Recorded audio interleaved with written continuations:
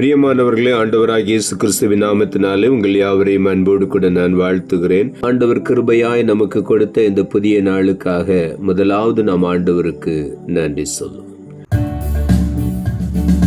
ஜீவ தண்ணீராம் இந்த நல்ல கர்த்தாவே, ஜீவ ஊற்றினால் என்னை நிறைத்திடுவீர். ஜீவ தண்ணீராம் இந்த நல்ல கர்த்தாவே, ஜீவ ஊற்றினால் என்னை நிறைத்திடுவீர். கனி தந்திட நான் செழி தோங்கிட, கனி தந்திட நான் செழி தோங்கிட, கர்த்தரின் கரத்தால் நித்தம் கனம் பெற்றிட, கர்த்தரின் கரத்தால் நித்தம் கனம் பெற்றிட. ஊற்று தண்ணீரே எந்தன் தேவ ஆவியே, ஜீவநதியே என்னில் பொங்கி பொங்கி வா. ஊற்று தண்ணீரே எந்தன் தேவ ஆவியே, ஜீவநதியே என்னில் பொங்கி பொங்கி வா. இந்த நாளுக்கு அந்த ஆண்டவர் கொடுக்கிற ஒரு வார்த்தை யோவான் எழுதின சுவிசேஷம் 7வது அதிகாரம் 38வது வசனம். யோவான் 7:38. வேத வாக்கியம் சொல்லுகிறபடி, என்னிடத்தில் விசுவாசமாய் இருக்கிறவன் எவனோ அவன் உள்ளத்திலிருந்து ஜீவ தண்ணீருள்ள நதிகள் ஓடும் என்றார். ஆண்டவராகிய இயேசு பரிசுத்த ஆவியானவரைத்தான் ஜீவ தண்ணீர் என்று சொல்லுகிறார். வேத வாக்கியம் சொல்லுகிறபடி என்று இங்கு எழுதப்பட்டிருக்கிறது.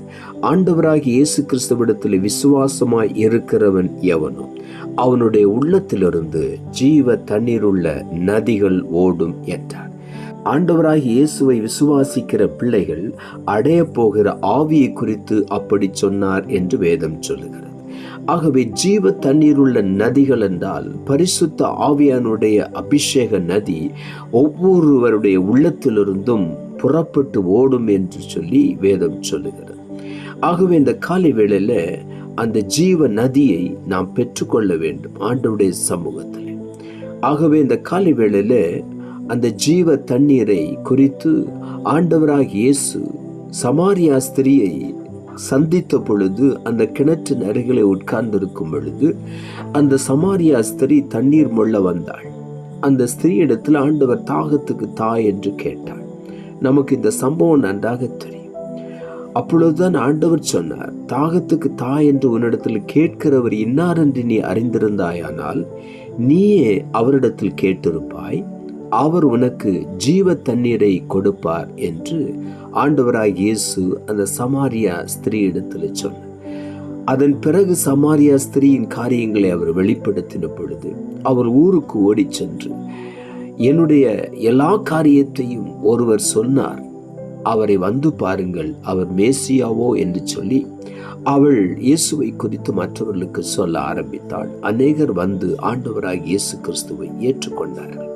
இந்த காலை வேளையில யோவான் எழுதின சுவிசேஷம் 14ஆம் அதிகாரம் 1 வசனம் இப்படியாய் சொல்லுகிறது, உங்கள் இருதயம் கலங்காதிருப்பதாக, தேவனிடத்தில் விசுவாசமாயிருங்கள், என்னிடத்திலும் விசுவாசமாய் இருங்கள் என்று ஆண்டவராகிய இயேசு சொன்னார். தேவனிடத்தில் விசுவாசமாயிருங்கள், என்னிடத்திலும் விசுவாசமாயிருங்கள். இந்த காலை வேளையில ஆண்டவராகிய இயேசு கிறிஸ்துவிடத்தில் விசுவாசமாய் இருக்கிறவன் எவனோ அவனுடைய உள்ளத்திலிருந்து ஜீவ தண்ணீருள்ள நதிகள் ஓடும் என்று ஆண்டவர் சொன்னார். இந்த காலை வேளையில நாம் ஆண்டவரை விசுவாசிக்கும் பொழுது நம்முடைய உள்ளத்திலிருந்து ஜீவ தண்ணீருள்ள நதிகள் புறப்பட்டு ஓடும். சங்கீதங்களின் புஸ்தகம் 46ஆம் அதிகாரம் 4ஆம் வசனம் இப்படியாய் சொல்லுகிறது, ஒரு நதி உண்டு, அது நீர்க்கால்கள் தேவனுடைய நகரத்தையும் உன்னதமானவர் வாசம் என்னும் பரிசுத்த ஸ்தலத்தையும் சந்தோஷிப்பிக்கும் என்று. ஒரு நதி உண்டு, அது தேவனுடைய சமூகத்திலிருந்து புறப்பட்டு வருகிற நதி. அது நீர்க்கால்கள் தேவனுடைய நகரத்தையும் உன்னதமானவர் வாசம் என்னும் பரிசுத்த ஸ்தலத்தையும் சந்தோஷிப்பிக்கும் என்று எழுதப்பட்டிருக்கிறது. அந்த நதிதான் பரிசுத்த ஆவியானவர். பரிசுத்த ஆவியானவராகிய நதி உண்டு. அந்த நதியினுடைய நீர்க்கால்கள் தேவனுடைய நகரத்தை சந்தோஷிப்பிக்கிறது. உன்னதமானவர் வாசம் பண்ணுகிற பரிசுத்த ஸ்தலத்தை அது சந்தோஷப்படுத்துகிறது. அந்த நதியைத்தான் இங்கே வேதம் சொல்லுகிறது, என்னிடத்தில் விசுவாசமாயிருக்கிறவன் அந்த நதியை போல இருப்பான் என்று வேதம் சொல்லு. அவனுடைய உள்ளத்திலிருந்து ஜீவ தண்ணீர்கள் புறப்பட்டு வரும் என்று சொல்லி ஆண்டவருடைய வார்த்தை சொல்லுகிறது. தேவனுடைய நகரத்தை உன்னதமான ஒரு வாசம் என்னும் பரிசுத்த ஸ்தலத்தையும் அது சந்தோஷிப்பிக்கக்கூடிய நதி, அந்த நதி நம்முடைய உள்ளத்திலிருந்து புறப்படும் என்று ஆண்டவர் சொல்லுகிறார். ஆகவே இந்த காலை வேளையில அந்த ஜீவ நதி நமக்குள்ளிருந்து புறப்பட்டு வரும் பொழுது அநேகருக்கு அது ஆசீர்வாதமாய் மாறுகிறது. வெளிப்படுத்தின விசேஷம் 22 அதிகாரம் 1 வசனம் சொல்லுகிறது, பின்பு பளிங்கை போல தெளிவான ஜீவ தண்ணீர் உள்ள சுத்தமான நதி தேவனும் ஆட்டுக்குட்டியானவரும் இருக்கிற சிங்காசனத்திலிருந்து புறப்பட்டு வருகிறதை எனக்கு காண்பித்தான் என்று இங்கே எழுதப்பட்டிருக்கிறது. இங்கே ஆண்டவருடைய வார்த்தை என்ன சொல்லுகிறது? பளிங்கை போல தெளிவான ஜீவ தண்ணீர் உள்ள சுத்தமான நதி தேவனும் ஆட்டுக்குட்டியானவரும் இருக்கிற சிங்காசனத்திலிருந்து புறப்பட்டு வருகிறதை எனக்கு காண்பித்தான். சிங்காசனத்திலிருந்து புறப்பட்டு வரக்கூடிய அந்த ஜீவ தண்ணீர் உள்ள நதிதான் இன்றைக்கு காலை வேளையில நம்முடைய இருதயத்திலிருந்து புறப்பட்டு வரும்.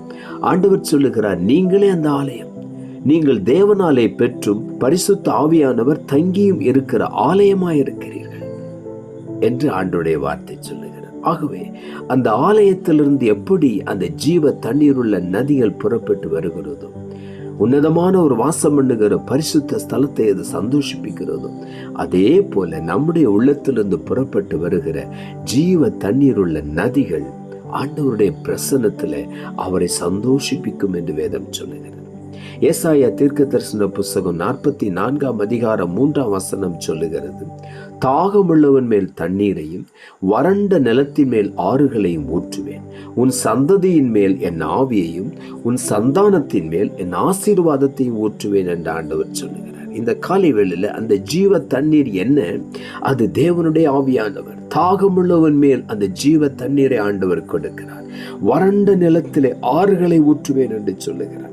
வறண்டதும் விடாய்த்ததும் தண்ணீரத்துமான நிலத்தை போல என் ஆத்துமா உண்மையில் தாகமாய் இருக்கிறது என்று தாவீது எழுதுகிறார். அந்த தாகம் வரும் பொழுது அந்த வறண்ட நிலத்தை ஆறுகள் நிரப்புவது போல பரிசுத்த ஆவியானவராகி ஊற்று நம்மை நிரப்புகிறது.